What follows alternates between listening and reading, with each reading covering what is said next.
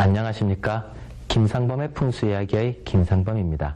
지난 시간에는 왕릉의 사처지 아래의 건축물 조성과 그 다음 사처지 위의 봉분 강가에 있는 건축물 조성에 대해서 알아보는 시간을 가졌었습니다.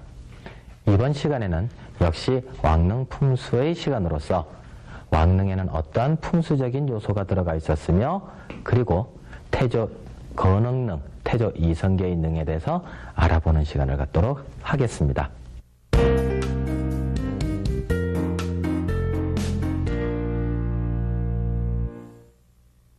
예, 왕릉도 역시 풍수로 당연히 잡았었죠. 자, 왕릉은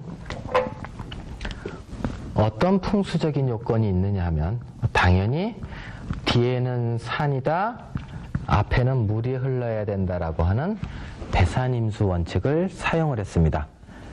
여기에 풍수이론에는 형세론이 있고 그 다음 형국론이 있고 좌향론이 있다 했습니다.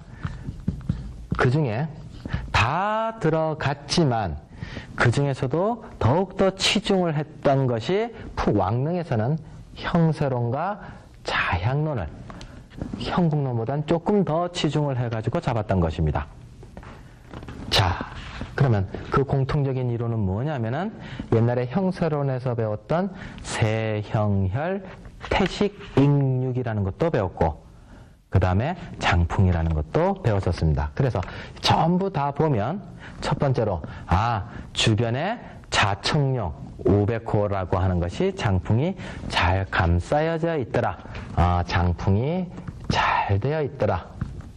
그 다음 두 번째, 폐철을 가지고 나침판을 가지고 이러쿵저러쿵 계산을 했을 때 이제 좋은 방향이 있고 나쁜 방향이 있는데 좋은 방향 쪽으로는 좋은 방향, 우리는 그걸 생방향이라 그러는데 좋은 방향 쪽으로는 물줄기가 흘러나가지 않게끔 했다는 거예요. 이런 두 가지 원칙은 항상 지켜지고 있었고 그 다음 형세론에서 세형혈 태식익육이라고 하는 부분을 반드시 사용들을 했었습니다. 자, 세형혈 태식익육 이제 오랜만에 들어봅니다. 무엇이 세형혈이라 했습니까? 세산입니다. 그야말로 세력이 있는 산을 세산이라 했습니다. 그래서 아주 큰 산, 등치가 있는 산을 세산이라 했고 거기에 연결이 돼가지고 자그마한 산을 뭐라 했다? 그것을 형산이라 했다. 그래서 세산, 형산 앞에 여기에 뭐가 있다? 바로 혈자리가 있다 해서 세형혈 구조를 갖는다 했습니다. 자, 다음 사진을 보겠습니다. 이 사진은 경기도 구리시에 있는 동구릉이라고 하는 왕릉이 9개가 모여있는 산에 이제 세형혈 구조를 사진 찍은 것입니다. 뒤에가 이 전체 뒷산이 불암산이라고 하는 산입니다.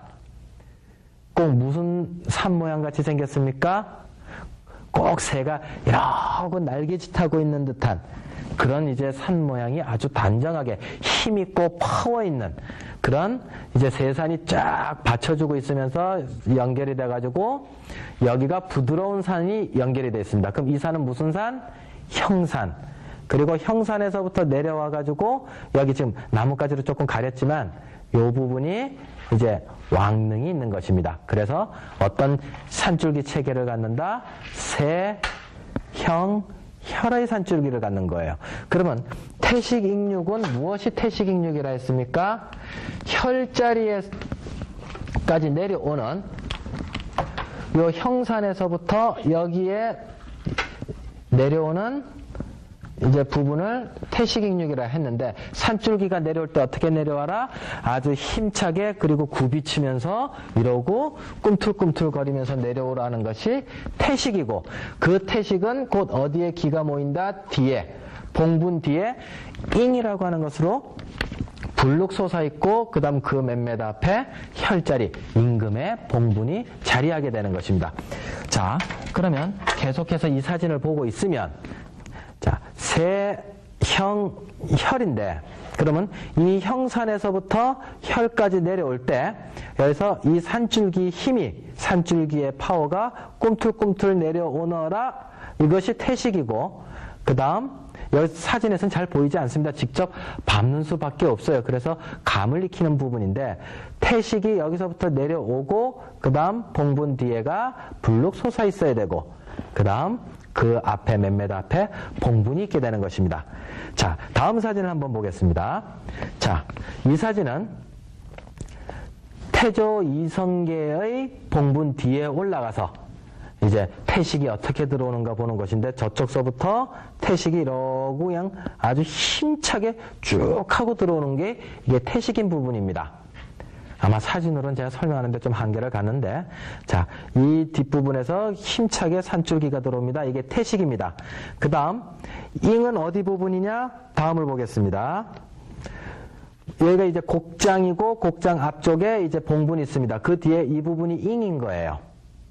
여기는 지금 세종대왕의 잉을 이야기를 한 것인데 여기가 잉이고 잉서부터 이제 곡장 안으로 봉분까지 들어오는 거예요. 자, 다음 사진을 보겠습니다. 그러면 거기서부터 여기서부터 이제 쭉 힘차게 들어와 가지고 이쪽에 이제 세종대왕의 봉분이 있는 거예요. 여기까지가 혈자리로서 아주 강한 파워를 주면서 산줄기가 쭉 하고 들어가는 겁니다. 그리고 여기가 세종대왕 봉분이 혈자리가 되는 것입니다. 다음 사진을 보겠습니다. 여기는 경기도 파주군에 있는 인조 장릉의 잉입니다. 불룩 솟아나온 이 잉이 이제 이쪽으로 곡장으로 들어가는 거예요. 그래서 잉이 쭉 들어오면서 곡장 안에는 그럼 어떻게 돼 있느냐? 다음 사진을 보도록 하겠습니다. 잉이 곡장 안으로 들어오는 것도 계속 불룩하게 들어오면서 여기 난간석 안으로 이제 산줄기가 힘차게 봉분 안으로 들어가는 것입니다. 잘 봐두십시오. 아, 저렇게 들어오는 것이 왕릉이 저렇게 들어오고 있구나. 산줄기 맥이라는 게 저런 거구나. 자, 그러면 또 풍수요건이 왕릉에는 또 풍수요건이 뭐라 했습니까? 아주 특이한 사초지라는 것이 있다 했습니다. 뒷산이 있으면 불룩하게 어떤 언덕 위에 올라가 있다. 이거를 사초지라고 했다. 왕릉마다 이 사초지는 다 있습니다. 자, 다음 사진을 보면 태조 이성계능의 사초지입니다.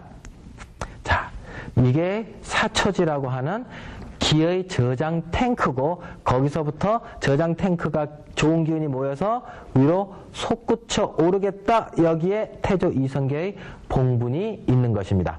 자, 다음 사진을 보겠습니다. 여기는 세종대왕의 사초지입니다.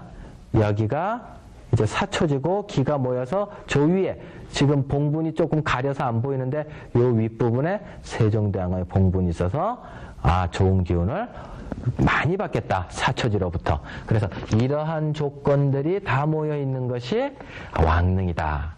자, 그러면 왕릉을 볼 때 전부 다가 명당에 들어갔느냐? 꼭 그렇지는 않더라. 풍수가 생각보다 많이 정치적인 목적과 참 관련이 많이 돼 있어요. 조선왕조 실록을 보면 힘이 있었던 왕들, 힘이 없었던 왕들, 그리고 신하들에게 끌려다녔던 왕들, 여러 스타일의 왕들이 있었단 말입니다.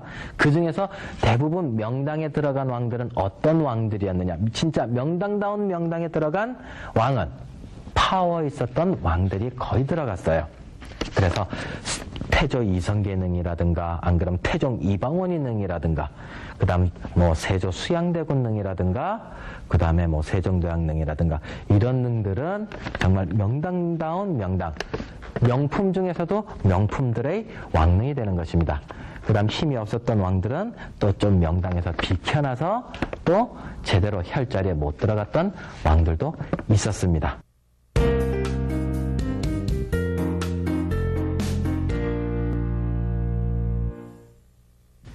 이제 태조 이성계의 건억능에 대해서 살펴보는 시간을 갖도록 하겠습니다. 자, 이거는 뭐라 했습니까? 종묘에 올리는 묘호요. 이거는 일종의 능의 문패인 능호가 됩니다. 근데 이러한 이제 봉분을 하나 짓는데 태조 이성계 같은 경우에는 6,000명이 동원이 됐어요. 6,000명이. 그래서 충청도에서는 3,500명, 그 다음 황해도에서는 2,500명, 강원도에서는 500명 이래가지고 한 달 동안 쫙 공사를 하는 거예요. 자, 그럼 그랬을 때 여기에는 이제 우리가 금천교니 정자각이니 이런 샘플의 시작이 되는 거예요. 다른 왕들이 태조 이성계능의 어떤 건축물 조성들을 보고 똑같이 따라하면서 그 다음 왕 밑에 내려가면서도 태조 이성계능을 본따서 이제 내려가게 됩니다. 자, 사진을 보도록 하겠습니다. 자, 이 사진이 이제 태조 이성계 건원능의 사진인데 이게 뭐라고 제가 강의를 한 적이 있습니까? 금천교라고 했습니다. 땅 기운이 이 물줄기를 넘어서 오지 말아라. 그래서 이 안에 좋은 기운이 머물러 있어라 해서 일부러 골짜기를 제대로 수리 보수까지 해놓은 금천교. 그 다음 여기가 들어가는 문 홍살문이라고 이야기를 했습니다. 그래서 신도와 어도를 쭉 가면서 정자각이 있게 되고 정자각에서 제사를 지낼 걸 다 지내고 다음 나온다고 그랬습니다. 그 다음 여기 있는 건축물이 비각, 태조 이성계의 업적을 기려놓은 신도비를 넣어놓은 것이고 그 다음 이 뒤에가 사초지 위에 봉분이 올라갔다 했습니다. 자, 그 다음 사진을 보면 여기는 이제 이것이 봉분이고 그 다음 장명등이고 그 다음 혼유석이 하나가 있다는 소리는 뭡니까? 혼자 들어갔다는 거죠. 왕비는 딴 데 묻혀 있는 거예요. 그 다음 여기가 망주석으로서 망주석은 땅의 기운이 더 이상 흘러내려가지 말라고 브레이크 시스템으로 다루는 것이 이제 저 망주석이라 했습니다. 다음 사진을 보면 이 사진이 이제 아까 말씀드렸던 태조 건흥릉 쪽으로 들어오는 산줄기 태식입니다.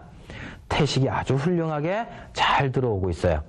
그래서 이쪽으로는 또 낭떠러지가 내려가게 되고 이쪽으로는 또 산이 기울기가 또 떨어지게 되는데 가운데로 아주 산줄기가 묵직하게 정말 힘차게 들어오고 있는 태식입니다. 그 다음 사진을 보면 이제 태식 쪽에서 잉을 바라본 거예요. 저쪽 너머에 이제 너머에 봉분이 있습니다. 태식 쪽에서 잉을 바라본 거예요. 둥그런 잉이 있게 되고 또 다음 사진을 보면 이제 봉분 쪽에서 잉을 보면 잉이 둥그렇게 여기에 잘 만들어져 있습니다. 그리고 이 잉자리에 올라가서 앞쪽을 보니까 다음 사진을 보면 이제 앞쪽을 본 거예요. 잉자리에서 앞쪽을 보니까 뭐가 보입니까? 전주작이 보이죠.